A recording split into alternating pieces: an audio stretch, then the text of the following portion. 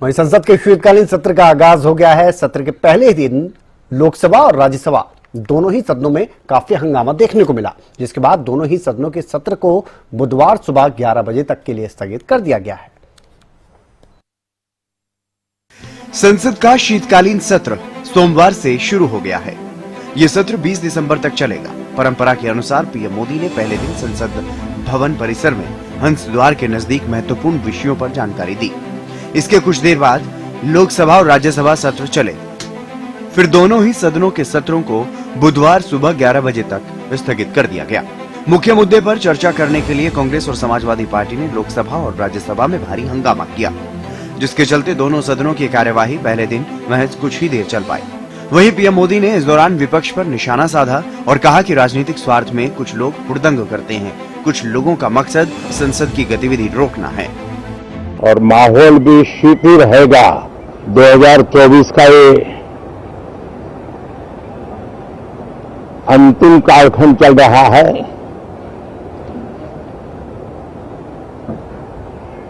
देश पूरे उमंग और उत्साह के साथ 2025 के स्वागत की तैयारी में भी लगा हुआ है।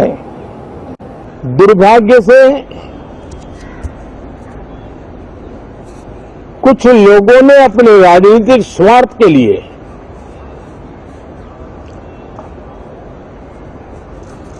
जिनको जनता ने अस्वीकार किया है,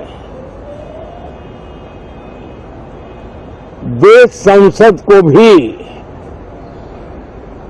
मुट्ठी भर लोगों के हुड़दंगबाजी से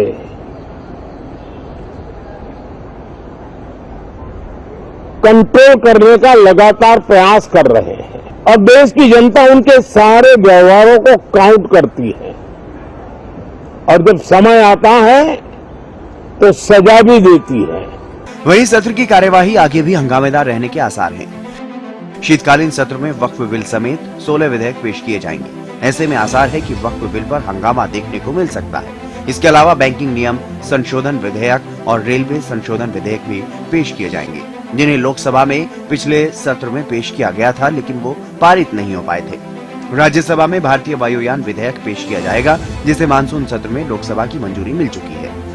वहीं सत्र के पहले दिन केंद्रीय मंत्री मनोहर लाल ने राज्यसभा में दिल्ली विकास अधिनियम 1957 का प्रस्ताव रखा।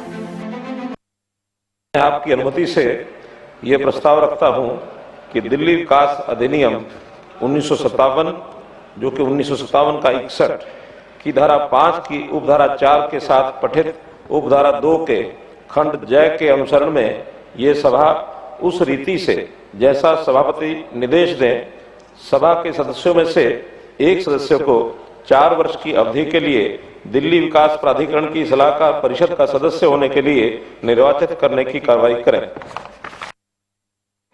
विपक्ष के हंगामे के बाद पहले दिन राज्यसभा और फिर लोकसभा को स्थगित कर दिया गया। जैसे ही सदन की कार्यवाही शुरू हुई, कांग्रेस सहित तमाम विपक्षी नेताओं ने अपनी मांगों को लेकर सदन में हंगामा शुरू कर दिया। काफी मनाने पर भी जब वो नहीं माने तो सदन को एक दिन के लिए स्थगित करने का फैसला लिया गया। Desk report, Haryana.